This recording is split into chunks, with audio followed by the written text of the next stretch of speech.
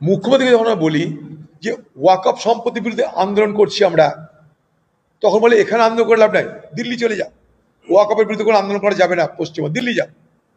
তাহলে এখন এই 22 লক্ষ শ্রমিক তারা যদি বিপদে পড়ে বাইরে, তো মুখ্যমন্ত্রী বাইরে না গিয়ে এখানকার আমবাগানে জামবাগানে কি আন্দোলন করবো? কার বিরুদ্ধে করবো? আমবাগানে জামবাগানে, পশ্চিমবঙ্গে আমবাগানে জামবাগানে, এই পাড়া এই পাড়া, এখানে আন্দোলন করে আমরা কি করব?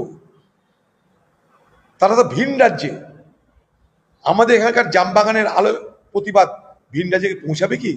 বাংলার মুখ্যমন্ত্রী আপনি কেন উড়িষ্যা গেলেন না? কেউ যেতে মানা করেছে আপনাকে? আপনি কেন মহারাষ্ট্র যাচ্ছেন না? কেউ যেতে মানা করেছে? আপনি কেন দিল্লি যাচ্ছেন না? কেউ যেতে মানা করেছে? আপনি এখন এগুলো নিয়ে বাজার গরম করবেন, কারণ ভোট দরকার।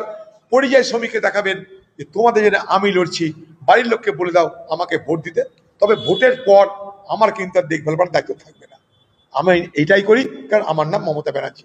আমি ভোটের সময় আসি, ভোট যখন শেষ হয়ে যায় তখন আমার আর কোনো তা নিয়ে মাথা ব্যথা থাকে না, তখন সব কিছু আমার কাছে বাসি। ভোটের সময় আসি, বাকি সময় সব বাসি। এই তো হয়।